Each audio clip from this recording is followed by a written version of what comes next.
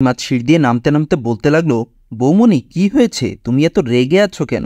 আর বলিস না ভাই, তোর বউ তো প্রথম দিনেই আমার মুখের উপর কথা বলেছে, আমার পোশাক আশাক নিয়ে মন্তব্য করেছে। ইমাদ ফাহমিদার মুখ থেকে কথাগুলো শুনে কোনো কিছু না ভেবেই নাজিপার কাছে গিয়ে ওর হাতটা শক্ত করে ধরে বলল, মানবতার খাতিরে একটা সরি বলেছি বলে আপনি কি সাপের পাঁচ পা দেখেছেন? নাজিপা কোনো কথাই বলল না, অনায়াসে ইমাদের সব কথা শুনতে লাগলো। ইমাদ ওর এরূপ নিঃসুপতা দেখে অবাক হয়ে গেল।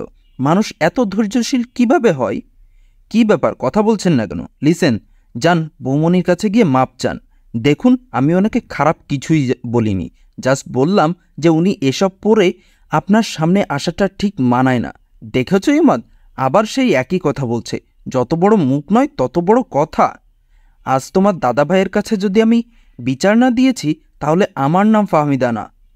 আর ও যদি আমার কাছে মাপ না চাই, তাহলে আমি আজ কোনো খাবারই খাবো না, এই বলে দিলাম। এই বলে ফাহমিদা নিজের ঘরে চলে গেল। সালেহা তখন একটু মুচকি হেসে বলল, উফ, বাঁচলাম। কেন যে আমার বড় ছেলে এর মতো একটা মেয়েকে বিয়ে করেছে, আল্লাহই ভালো জানে। ইমাদ, নে খেয়ে নে, একটু তাড়াতাড়ি কর, নাবার নওরিনের স্কুল আছে তো। ইমাদ আর কোনো কথাই বলল না। ও বুঝেছে ফাহমিদার কাজই শুধু ঝগড়া করা। এখনও মনে পড়ে মিতুর সাথে সামান্য কারণে কি পরিমাণ ঝগড়া করত। তবে মিতু এই মেয়েটির মতো এত নিঃসুপ থাকতো না।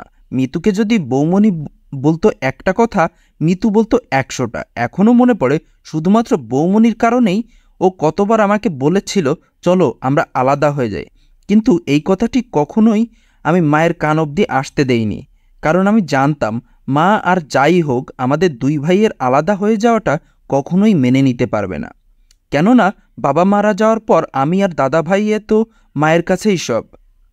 আজ আবার এই বৌমনির কারণেই সেই মানুষটাকে মনে পড়ে গেল, যে আমাকে অসহায় করে দূরে কোথাও চলে গেল। মিতুর কথা মনে পড়তেই ছেলেটার চোখ দুটো লাল হয়ে যায়। ছেলে মানুষ তো, তাই সে বুঝে ফেলল কান্না তাকে মানায় না। সহসা ডাইনিং টেবিল থেকে উঠে দাঁড়ালো। নাজিপা তখন নিতুকে আর শাশুড়িকে রুটি দিচ্ছিল। ইমাদের এভাবে উঠে দাঁড়ানো দেখে সালেহা বিস্ময় কণ্ঠে জিজ্ঞাসা করল, কি হয়েছে, এভাবে উঠে দাঁড়িয়েছিস কেন, খিদে নেই? এই বলে ইমাদ চলে যেতে চাইলে নাজিপা অমনেই ওর হাতটা ধরে ফেলল। নাজিফার এত সাহস দেখে ইমাদ খুব বেশি অবাক হয়। চিৎকার দিয়ে বলতে লাগলো, হাউ ডে ইউ, আপনি আমার হাত ধরার সাহস কোথায় পেলেন? সাহস তো আপনিই দিয়েছেন। মানে? মানে হলো, আপনি যখন আমার অনুমতি না নিয়ে আমার হাত ধরার সাহস পেয়েছেন, ঠিক তেমনি আমিও আপনার অনুমতি না নিয়ে আপনার হাত ধরার সাহস পেয়েছি। নাজিফার এমন উত্তর শুনে সালেহা খুশিতে বলতে লাগলো, সাব্বাস মা। ইমাদ অবাক হয়ে গেল। ঘোমটার আড়ালে লুকিয়ে থাকা এই মেয়েটি সত্যিই অদ্ভুত। এত খারাপ কথা বলি, কিন্তু তারপরও। কি হলো, কি ভাবছেন? না কিছু না, যান টেবিলে গিয়ে বসুন। আমি কি আপনার কথা শুনবো নাকি? কে আপনি যে আপনার কথা শুনতে হবে? আমি হয়তো আপনার কেউ না, কিন্তু দেখুন, না খেয়ে থাকলে তো আর সব কিছুর সমাধান করা যায় না। তাই বলি, এত কথা না বলে খেতে বসুন। নাবাও তখন বলতে লাগলো, বাবাই আতো। মেয়ের কথা ফেলাতে না পেরে ইমাদ খেতে বসে। নাজিবা সবাইকে খাবার দিয়ে এক পর্যায়ে নাবাকে নিজের হাতে জ্যাম আর পাউরুটি খাওয়াতে গেলে নওরিন নাজিফার হাতে ধরে ফেলে। চোখগুলোকে বড় বড় করে নাজিফাকে বলতে লাগলো, তুমি একদম আমার বোনকে খাওয়াবে না। নাজিফা একটু স্নেহময় কণ্ঠে নওরিনকে তখন বলল, মা ও তো ছোট, ওকে আমি খাইয়ে না দিলে ও খাবে কি করে? নওরিন তখন হাসতে হাসতে বলল, আপনি তো মাত্র একদিন হয়েছেন এসেছেন, এতদিন তো আমার বোনকে দিদুনি খেয়ে দিত, সুতরাং আজকেও না হয় দিদুনি খাইয়ে দিবে। নিতু নওরিনের কথাগুলো শুনে মনে মনে বলতে লাগলো, গুড নওরিন, এটাই তো আমি চেয়েছি, আর তুই করেছিস, ভেরি গুড। ইমাদ নিজেই হতভম্ব হয়ে গেল নওরিনের এরূপ আচরণ দেখে। মাত্র 9 বছর বয়স, অথচ এই বয়সেও এত পরিমাণ খারাপ হয়ে গেছে। হয়তো মেয়েটিকে আমারও পছন্দ না, কিন্তু তাই বলে আমি যেরূপ আচরণ করি ও তো তা পারে না। কেন কেন ও তো বাচ্চা, আর তাছাড়া শত হোক নাজিফা তো ওর মায়ের মতোই। এই ভেবে ইমাদ নওরিনকে জোরে একটা ধমক দিল। নওরিন অমনেই কান্না করে দিল। নাজিফা তখন ওকে জড়িয়ে ধরতে চাইলে ও তখন নাজিফাকে বলে, ডোন্ট টাচ মি, তোমার জন্যই বাবাই এই প্রথম আমাকে বকা দিয়েছে। এই বলে না খেয়ে চলে গেল। নাজিফা তখন ইমাদকে বলল, এটা আপনি কেন করলেন? ও তো ছোট মানুষ, আর ছোট মানুষদের ভালোবাসা দিয়ে বোঝাতে হয়, ধমক দিয়ে নয়। আপনি চুপ করুন, সব আপনার জন্যই হয়েছে, জাস্ট আপনার জন্যই আমি আমার মেয়েকে এই প্রথম বকেছি। এই বলে ইমাদ না খেয়ে বাড়ি থেকে বের হয়ে যায়। নিতু তখন সালেহাকে উস্কানির জন্য বলতে লাগলো, দেখেছো কি মেয়ে বউ করে আনলে?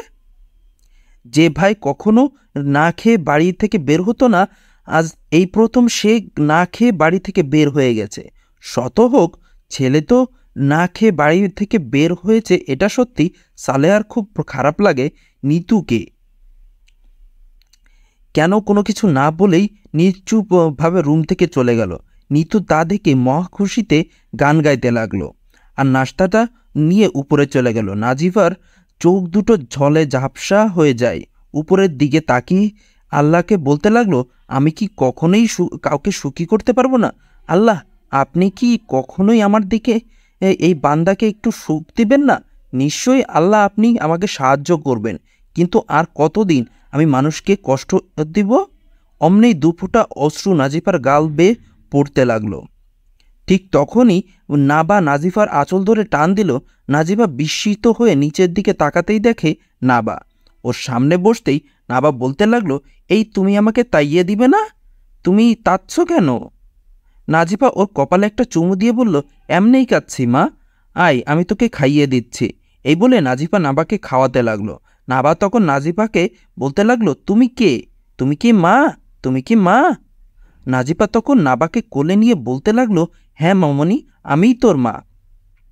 নরিন অমনি নাজিফার সামনে এসে বলতে লাগলো, না, তুমি মা নও, ফুফু বলেছে তুমি সৎ মা। নাবা ওনার কোল থেকে, নাম বলছি, উনি আমাদের মা নয়। এই বলে নরিন নাবাকে জোর করে নাজিফার কাছ থেকে নিয়ে যায়। নাবা কাঁদতে থাকে আর বলতে থাকে, মা আমি দাবো না, মা আমি তোমার খাতে থাকবো। সকাল 10টায় নাজিফা সালেহার কাছে গিয়ে জিজ্ঞাসা করে, মা আপনি কি আমার উপর রাগ করেছেন? সালেহা তখন একটু হেসে বলল, না, কেন আমি রাগ করব? কিন্তু মন খারাপ, আসলে ছেলেটা কখনো না খেয়ে এভাবে বাড়ি থেকে বের হয়ে যায়নি তো, আর নওরিনও না খেয়ে আসে তাই। আচ্ছা মা, ওদের সব থেকে পছন্দের নাস্তা কি আপনি জানেন? জানবো না কেন, আসলে নওরিন আর ইমাদ দুজনেই আলুর পরোটা খুবই পছন্দ করে। আলুর পরোটা দেখলে দুজনেই লোভ সামলাতে পারে না। আগে বলবে না মা, আসলে এই আলুর পরোটা আমার বাবাও খুব পছন্দ করত। বাবার জন্য বানাতে বানাতে এই পরোটার সাথে আমার একটা বন্ধুর সম্পর্ক হয়ে গেছে, তাই আমার হাতের আলুর পরোটা মানে সেই। সালেহা তখন বলল, তাহলে তুমি তাড়াতাড়ি করে কয়েকটা আলুর পরোটা বানিয়ে ফেলো, আমি কদমকে বলি ইমানের চেম্বারে নিয়ে যেতে। কিন্তু নওরিন, ও তুমি চিন্তা করো না, ওকে খাওয়ানোর দায়িত্ব আমার। এই বলে নাজিফা তাড়াতাড়ি করে রান্নাঘরে গিয়ে আলু পরোটা বানালো। টিফিন বক্সে কয়েকটা ইমাদের জন্য চেম্বারে পাঠিয়ে দেয়, আর কয়েকটা নিয়ে নরিনের ঘরে যেতেই দেখে মেয়েটি পেটে হাত দিয়ে বসে আছে, মুখটা শুকিয়ে গেছে। নাবা সামনেই বসে খেলছে। দুজনেই এখনও স্কুলের ড্রেসটা খুলেনি। আমার উপর রাগ করে আজকে স্কুলেও যায়নি বুঝলাম, কিন্তু ড্রেসটাও খুললো না। এই ভেবে নাজিফা একটা কাশি দিল। ওর কাশির আওয়াজ নাবার কানে যেতেই নাবা বলে উঠল, মা তুমি আত্ম। নরিন অমনেই দরজার দিকে তাকাতেই নাজিফাকে দেখে বলে, তুমি আমার ঘরে কেন? নাজিফা একটু নিচু স্বরে নরিনকেও তখন বলল, তোমার জন্য নাস্তা নিয়ে এসেছি, আমি খাবো না। দেখ, আমার উপর রাগ করে তো আর না খেয়ে থাকা উচিত নয়, নে নে খেয়ে নাও মা। আমি বললাম না খাবো না? ঠিক আছে, তুমি না খেলে আমি খেয়ে ফেলছি। আলুর পরোটা আমারও খুব প্রিয়। আলুর পরোটা শুনতেই নরিন একটু আমতা আমতা করে বলল, তো তোমার হাতের ওটা আলুর পরোটা? হ্যাঁ তো, কে বানিয়েছে? তুমি? আসলে আমার বাবা বলতেন আমার হাতের আলুর পরোটা নাকি অনেক মজা। তো কি হয়েছে, এগুলো আমাকে শোনাও কেন? আমি খাবো না। ঠিক আছে, তাহলে যাই আমি। অমনি নওরিন বলল, এই শুনো। নাজিবা তখন বলল, তুমি আমাকে বলছো? আসলে তুমি যেহেতু এতবার বলছো, তো একটু খেয়েই দেখতে পারি। নাজিফা নওরিনের কথাটি শুনে খুব খুশি হলো। নওরিনের কাছে গিয়ে বসে ওর সামনে খাবারটা দিল। নওরিন তখন একটু সংকোচ নিয়ে বলল, খাবো? ও মা, এ আবার কেমন কথা? খাও। নরিন খেতে লাগলো। পরোটাগুলো ওর এতই ভালো লেগেছে যে নাজিফাও বলতে লাগলো, তুমি তো ভালো রান্না করতে পারো, ধন্যবাদ। নাজিফা তারপর কিছু সময় চুপ থেকে নরিনকে বলল, আচ্ছা মা, তুমি কেন আমার উপর রাগ করো? আমি তো তোমার সাথে কোনো খারাপ আচরণ করি না। আর বড়দের সাথে এভাবে আচরণ করলে যে আকাশের মালিক খুব অসন্তুষ্ট হয়। নরিন অমনেই খাবারটা রেখে কৌতূহল নিয়ে নাজিফাকে জিজ্ঞাসা করলো, আল্লাহ বুঝি খুব অসন্তুষ্ট হয় আমি বড়দের সাথে খারাপ আচরণ করলে? হ্যাঁ তো মা, কিন্তু আমি তো বড়দের সাথে খারাপ আচরণ করি না, আমি শুধু তোমার সাথে খারাপ আচরণ করি কারণ ফুফু বলেছে তুমি নাকি আমাকে আর নাবাকে বাবার কাছ থেকে। অমনি নিতু ঘরে ঢুকে যায়। নরিনের দিকে চোখ বড় বড় করে তাকিয়ে হাত দিয়ে ইশারা দিয়ে বলে ওকে চুপ থাকতে। নরিনও চুপ হয়ে গেল। নাজিপা নরিনকে তখন বলে, কি হলো মা, চুপ হয়ে গেছো কেন? কি বলছে তোমার ফুফু, আমাকে বলো। নিতু তখন নাজিপার সামনে এসে বলতে লাগলো, আমার নামে নরিনকে তুমি কি বলছো? নাজিপা নিতুকে দেখে বুঝতে পারল নরিন কেন চুপ হয়ে যায়, এবং এও বুঝতে পারে একটি 9 বছরের মেয়ের এরূপ আচরণের পিছনে আমরা বড়রাই দায়ী। বাচ্চারা কখনোই খারাপ মনমানসিকতার হয় না। তাদের নির্মল হৃদয়কে যদি কোনো অপবিত্র ব্যক্তি তাদের নিজের মনের মতো গড়ে, ঠিক তখনই সেই বাচ্চাটির হৃদয়ে অপবিত্রতা বাসা বাঁধে। কি হলো, চুপ আছো কেন? কানে কথা যায় না? আমার নামে কি বলে তুমি নওরিনের কান থেকে ভারী করছো? এই জন্যই বলি নওরিন কেন হঠাৎ করে চুপ হয়ে গেছে। মা মা মানে মানে কি বলতে চাইছো? না কিছু না, অন্তত এই বাচ্চাদের সামনে তোমাকে আর কিছুই বলার নেই। এসো ড্রয়িং রুমে এসো। নাজিপা নিতুকে ড্রয়িং রুমে এনে জিজ্ঞাসা করতে লাগলো, তুমি নওরিনকে কি বলেছ? মানে আমি আবার নওরিনকে কি বলবো? কিছুই বলিনি। না তো? এনিওয়ে, তোমার সাথে পরে কথা বলবো, আমি এখন বাইরে যাচ্ছি। কি, তুমি এভাবে বাইরে যাবে কেন? কি হয়েছে? তুমি জিন্স টপস পরে বাইরে যাবে না? এরূপ রং চটা লিপস্টিক দিয়েছ কেন? আর এমন কার্লি চুলগুলোকে লাল আর বাদামি রং করে তোমার মনে হচ্ছে তোমাকে খুবই ভালো লাগছে। তাতে তোমার কি? দেখো নিতু, তোমার মনে হচ্ছে এগুলোতে তোমাকে খুব স্মার্ট লাগে। খুব বিশ্বাস করো নিজের দেশের সাদামাটা পোশাকেই আর পর্দায় মেয়েদেরকে সৌন্দর্য। তুমি কেন নিজেকে বাইরের বখাটে ছেলেদের কাছে পণ্য তৈরি করবে? একটা কথা মনে রেখো, জিন্স টপস রংচটা লিপস্টিক দিয়ে ছেলেদের সামনে চলাফেরা করলেই তাকে আর যাই হোক সত্যিকারের স্মার্ট বলে না। সত্যিকারের স্মার্ট হতে হলে নিজেকে সম্মান করতে শিখতে হয়। অন্যের সামনে নিজেকে পণ্য বানাতে হয় না। আর একটা সুন্দর মন থাকতে হয়। ও প্লিজ, আমি তোমার এসব বকবকানি শুনতে চাই না। এসব তোমার বকবকানি মনে হচ্ছে? তুমি না মাদ্রাসার স্টুডেন্ট? অবশ্য পৃথিবীর প্রত্যেক জায়গায় ভালো খারাপ আছে, সুতরাং এ আর নতুন কি। এই চুপ থাকো তো, আমি গেলাম। নাজিপা অমনেই নিতুর হাতটা ধরে বলল, যতক্ষণ না তুমি শালীনতার পোশাকে তোমাকে আবৃত করবে ততক্ষণ অবধি তোমার কোথাও যাওয়া হবে না। নিতু অমনেই হাত ছাড়াতে চাইলে সালেহা এসে বলে উঠল, সাবাস মা, এতদিনে আমি যা করে উঠতে পারিনি তুই আজ তা করেছিস। যা ওকে ঘরে নিয়ে আর আটকে রেখে আয়। নাজিবা বলল, তা করা লাগবে না মা, ও যদি এভাবে বাইরে যায় তাহলে আজ ওকে আর এ বাড়িতে ঢুকতে দিবেন না।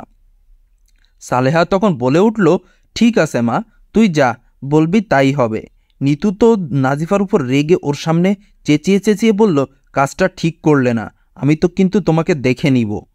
উপর থেকে ফাহাদ আর ফাহমিদা তখন নিচে নামতে নামতে বলতে লাগলো, আবার কি হলো? নিতু তখন বলল, কি হবে বৌমণি, তোমাকে যেমন অপমান করেছে আমাকেও তাই করেছে, আর দেখো মা তাতে সায় দিচ্ছে। ফাহাদ তখন সালেহাকে বলল, মা আপনি এটা ঠিক করছেন না। ও আমাকে আমার বউকে ইনসাল্ট করেছে, এ বাড়িতে এসেছে এখন, ও একদিনও হয়নি, অথচ আমার বউয়ের পোশাক আশাক নিয়ে মন্তব্য করেছে। ঠিক করেছে, তোর বউ যেমন পোশাক আশাক পরে তেমন মন্তব্য শুনবে। ফাহাদ আর ফাহমিদা কোনো কথাই বলল না। আর দুজনেই বাড়ি থেকে বের হয়ে নিজেদের কাজে চলে গেল। নিতু আর কোনো উপায় না পেয়ে উপরে যেতে বাধ্য হলো। এদিকে কদম ফিরে আসলে নাজিবা ওকে জিজ্ঞাসা করে, কদম ভাই, তোমার সাহেব খেয়েছে? কদম বলল, জানি না আফা, সাহেব আমাকে শুধু বলল বক্সটা রেখে যেন চলে যায়, কথাটি শুনে নাজিফা একটু মুচকি হেসে কদমকে বলল, তোমার সাহেব তোমার সামনে খেতে লজ্জা পাবে তাই হয়তো রেখে দিতে বলেছে। সারাদিন এত অশান্তির পরও সন্ধ্যাবেলা নাজিফা মাগরিবের নামাজ শেষ করে রান্নাঘরে যায় সবার জন্য পায়েস রান্না করতে। এমন সময় ইমাদ বাড়ি ফিরে আসে। রান্নাঘরে গিয়ে টিফিন বাক্সটা রাখতে নাজিফাকে দেখে রান্না করছে। ইমাদ তখন একটু গম্ভীর কণ্ঠে বলল, এই যে শুনছেন? নাজিফা ঘুমটার আড়াল থেকে বলল, জি, আমাকে বলছেন? তো আর কাকে বলবো, এখানে কি আর কেউ আছে? তাই তো। তো কি বলবেন শুনি? মানে মজা হয়েছে অনেক, থ্যাঙ্কস। ইমাদ এই বলে চলে যায়। নাজিফা ওর চলে যাওয়ার দিকে অনিমিষভাবে চেয়ে রইল। ছেলেটাকে বুঝতেই পারছে না, কখনো ভালো তো কখনো খারাপ, কখনো নরম তো কখনো গরম। এদিকে নিতুকে বাড়ি থেকে বের হতে না দেওয়ায় নিতু নওরিনের ঘরে যায়। গিয়ে দেখে নওরিন আর নাবা দুজনেই পড়তে বসেছে। নিতু নওরিনের কাছে গিয়ে বসে বলে, কি রে, সকালবেলা তোরে আলুর পটা খাইয়েছে বলে তুই আমি যা বলেছি তোকে সব বলে দিতে চেয়েছিস ওই মেয়েটাকে? নওরিন তখন মাথা নিচু করে বলল, ওই আন্টিটাও তো খারাপ না। তুমি বলেছ ও আমাদের কাছ থেকে আমাদের বাবাইকে কেড়ে নিবে। কই, ওই আন্টি তো এমন কিছুই করছে না। বাবা, নওরিন সকালে মেয়েটা দুটো আলুর পরোটা তোর জন্য বানিয়েছে বলে তুই নিজের ফুপুকেই অবিশ্বাস করলি? না মানে ফুপু, আমি তা বলতে চাইনি। আমি বলতে চেয়েছি, থাক বাবা থাক, তোদের ভালো চাই বলেই আমি তোদেরকে সাবধান করেছিলাম। এখন দেখি আমারই ভুল হয়েছে। ওকে ফাইন, আমি তোকে আর কিছুই বলবো না। কিন্তু আমি যেহেতু তোর ফুপু তাই তোকে শেষ একটা কথা বলছি। তোর বাবাইকে হাত করার জন্য যেয়ে দেখ মেয়েটা এখন পায়েস রান্না বানাচ্ছে। তোর বাবাই এটা খাওয়ার পর মেয়েটাকে বিশ্বাস করবে আর সেই সুযোগ নিয়ে মেয়েটা তোকে এই বাড়ি থেকে বের করে দেবে। আমি বরং এইসব ভেজালে নেই বাবা। এই বলে নিতু চলে যেতে চাইলে নওরিনের হাতটা শক্ত করে ধরল। তুমি সত্য কথা বলছো? বিশ্বাস না হলে নিজ চোখে গিয়ে দেখে আয়। তোদের বউকে তোদের কাউকে দিবে না, শুধু তোর বাবাইকেই দিবে, দেখিস। ফুফু, তুমি আমাকে বলে দাও আমি কি করলে ওর বাবাইকে পায়েসটা দিতে পারবো না? নওরিনের কথাটি শুনে নিতুর মুচকি হাসি দিয়ে ভাবতে লাগলো, এবার দেখো তোমার আমি কি হাল করি। এদিকে নাবা নওরিনের হাতটা ধরে কাঁদতে কাঁদতে বলল, আপু, ফুপি পতা, ফুপি ভাদো না। নিতু তখন নওরিনকে বলল, দেখেছিস, নওরিন এসেছে একদিন না হতেই তোর বোনকে তোর কাছ থেকে কেড়ে নিচ্ছে। তুই তারপরও কিছু করবি না? ফুপু, তুমি ওর কথা বাদ দাও, তুমি আমাকে বলো কি করতে হবে। নিতু তখন নওরিনের হাতে একটা বোতল তেল আর কলার খোসা দিয়ে বলল, এই নে, এই তেলটা তোর বাবার দরজার সামনে গিয়ে ঢেলে দিবি আর তার উপর কলার খোসাটা ফেলে দিয়ে আসবি।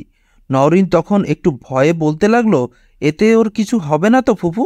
আরে কিছু হবে না, ও তো খাবার নিয়ে তোর বাবায়ের কাছে যাবে। তোর বাবায়ের দরজার সামনে যখন তেলে আর কলার খোসার উপরে পিছলা খাবে তখন ওর হাত থেকে খাবারটা শুধু পড়ে যাবে, ব্যাস। তোর বাবাইকে আর খাওয়াতে পারবে না। তাহলে আমি এখনই কাজটা করে আসছি। যা। নাবা তখন আবার নওরিনকে বলতে লাগলো, আপু, আম্মু ব্যথা পাবে, তুই দাঁত না। কিন্তু নাবার কথা আর কি নওরিন শুনবে? নিতু যে মেয়েটিকে ভয়ের জগতে পাঠিয়ে দিল, যা থেকে বের হতে হলে তাকে এই কাজটি করতেই হবে। এদিকে নাজিবা পায়েস আর কিছু খাবার নিয়ে ইমাদের ঘরের দিকে যেতে লাগলো। মেয়েটি মনে মনে ভাবতে লাগলো, ওনাকে খাবারটা দিয়ে এসে মাকে আর নিতুকে নাস্তা দিয়ে আসব। তারপর আমি সোনামণিদের নিজের হাতে খাইয়ে দিব আর নাবাকে কোলে নিয়ে একটু আদর করব। মেয়েটি ভাবনার জগতে আনন্দেই ছিল, কিন্তু বুঝতেই পারল না তার ভালোবাসার মূল্যটা কারো কাছে নেই। যেই মাত্র ইমাদের ঘরের সামনে পা রাখলো অমনেই পিছল খেয়ে দেয়ালের সাথে বাড়ি খেয়ে নাজিফার কপাল ফেটে যায়। সাথে সাথে একটা চিৎকার দিয়ে মেয়েটি মেঝেতে পড়ে যায়। নাজিফার চিৎকার শুনে ইমাদ দরজা খুলতেই দেখে নাজিফা রক্তাক্ত অবস্থায় নিচে পড়ে আছে। নাজিফার এই অবস্থা দেখে ইমাদের মৃত্যুটা চোখের সামনে ভেসে উঠল। মনের ভিতর ভয়রা বাসা বাঁধতে লাগলো। ভাবতে লাগলো, এই মেয়েটিও যদি মৃত্যুর মতো মরে যায়।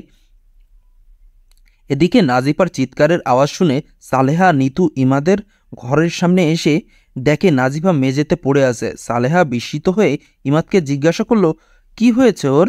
ইমাদ কোনো কথাই বলল না। ইমাদ নাজিফার হাতটা শক্ত করে ধরে বলল, এই যে শুনছেন, এই যে আপনাকেই বলছি। নাজিফার কোনো সাড়াশব্দ না পাওয়ায় ইমাদ ওকে কোলে করে নিয়ে নিজের ঘরে নিয়ে আসে, অতঃপর বিছানার উপর শুইয়ে দেয়।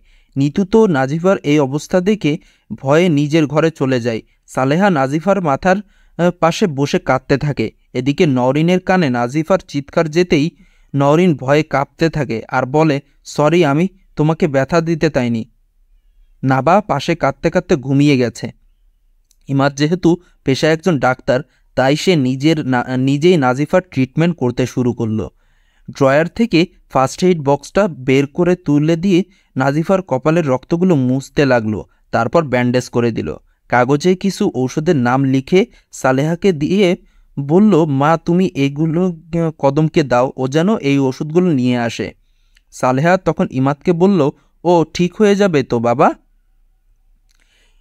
ইমাদ বলতে লাগলো, আমি ওর কিছু হতে দিব না মা, আমি আর কোনো লাশ দেখতে পারবো না। সালেহা অদ্ভুতভাবে ছেলের দিকে চেয়ে রইল। আমার ছেলের এই নরম হৃদয়টা এতদিন কোথায় ছিল? নিজেকে পাষাণ পরিচয় দিয়ে সোডিয়ামের আলোয় একাই একা নিজের কষ্টগুলোর সাথে বন্ধুত্ব করেছে, অথচ আমি মা হয়ে একবার বুঝতে পারলাম না। কি হলো মা, দাঁড়িয়ে আসো কেন? যাও। হ্যাঁ বাবা, যাচ্ছি। সালেহা চলে যাওয়ার পর ইমাদের চোখে জল টপ টপ করতে লাগলো। কেন জানি বারবার মিতুর কথা মনে পড়ছে। এখনও মনে আছে এই ঘরের সামনেই মিতুও এভাবে পিছল খেয়ে পড়ে যায়। রক্তাক্ত অবস্থায় ওকে নিয়ে আমি পাগলের মতো হসপিটালে যাই। ডাক্তার ওকে অপারেশন থিয়েটারে নিয়ে যাওয়ার সময় কিছু সময় পর ও আমাকে বলল, হয় মাকে বাঁচাতে পারবো, নয় বাচ্চাকে। কথাটি শোনার সাথে সাথে আমি কোনো কিছু না ভেবেই কোনো সংকোচ ছাড়াই বলে দেই, আমার বাচ্চাকে লাগবে না ডাক্তার, আপনি প্লিজ আমার স্ত্রীকে বাঁচান। কিন্তু মিতু আমাকে ছেড়ে চলে যাওয়ার জন্য ডাক্তারকে হাত দিয়ে ইশারে দিয়ে বুঝিয়ে দেয়, ওর যা কিছু হোক, কিন্তু এই বাচ্চার যেন কিছু না হয়। ডাক্তার বুঝে উঠতে পারল না সে কি করবে, কিন্তু ডাক্তার সর্বাত্মক চেষ্টা করেছে মিতুকে বাঁচাতে। কিন্তু ভাগ্যের লিখন আর কি বদলানো যায়? চলে গেল সে আমাকে ছেড়ে এই বর্ষার এমন দিনে। এই ভেবে ইমাদ কষ্টে হাতের পাশের লম্পটা নিজের হাত দিয়ে জোরে বাড়ি দিতেই তা ভেঙে চুরমার হয়ে যায়।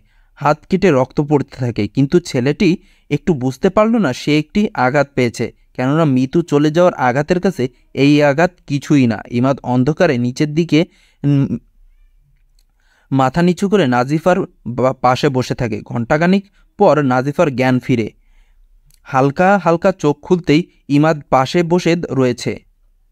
বাইরে তখন প্রচণ্ড বৃষ্টি হচ্ছে, ঝিরঝির বাতাস বয়ে চলছে, পোকামাকড়ের অজানা শব্দ, পুনো মশকের গান, আর ঘরে হালকা নিয়ন আলোয় নাজিফা দেখছে ইমাদের চোখে কয়েক ফোঁটা জল গাল বেয়ে মেঝেতে গড়িয়ে ফিরছে। ওর রক্তাক্ত হাতটা নাজিফার হাতের পাশে।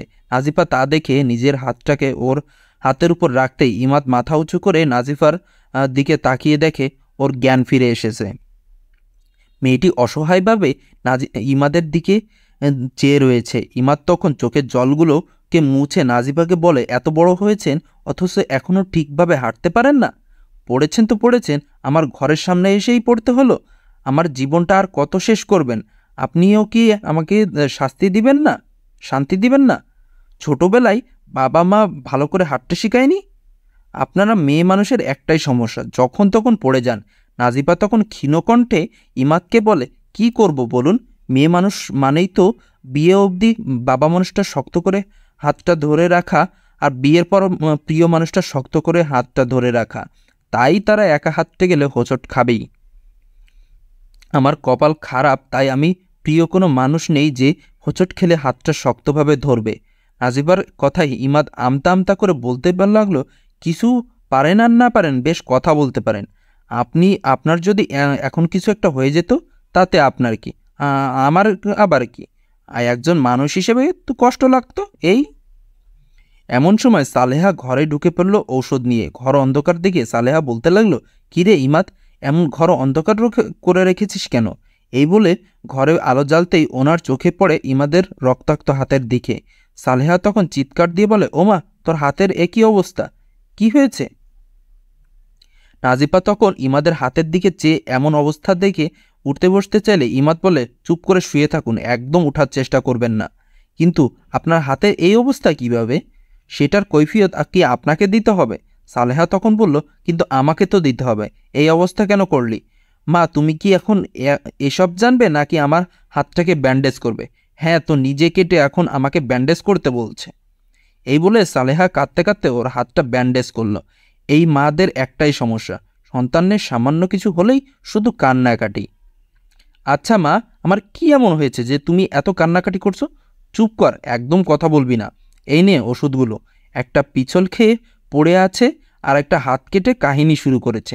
পাগল হয়ে গেছিস তোরা দুজন, আমায় না হয় কাঁদিয়ে ছাড়বি না। এই বলে সালেহা চলে গেল। সালেহা চলে যেতেই ইমাদ নাজিফাকে বলল, এই সব কিছুর জন্য আপনি দায়ী। যাক বাবা, আমি কি করলাম? আপনাকে কেউ বলেছে আমার ঘরের সামনে এসে পড়তে? আমি কি ইচ্ছে করে পড়েছি? ইমাদ তখন নাজিফাকে ধমক দিয়ে বলল, চুপ থাকুন, আমি একজন ডাক্তার, অতএব আমি যা বলবো আপনাকে চুপচাপ শুনতে হবে। একটা কথাও মাটিতে পড়তে দেয় না। আচ্ছা, মাটিতে আবার কথা পড়ে কিভাবে? আবার ওকে তো আর ওকে আর কথা বলবো না, এই হলাম চুপ। হ্যাঁ, চুপ করেই থাকুন। মা তো রাগ করেছে, এখন এই ঘরের সামনেও আসবে না, তাই আমাকেই আপনার জন্য খাবার আনতে নিচে যেতে হবে। এক্সকিউজ মি, একটা কথা ছিল। আবার আপনার কানে কি কথা যায় না? একটা এই কথা বলার পর আমি আর কথা বলবো না, সত্যি। বলুন তাহলে শুনি। আসলে আমি এখন কেন খাবার খাবো? কারণ আপনাকে ওষুধ খাওয়ানো হবে তাই। আর কিছু না? তাহলে চুপচাপ থাকুন।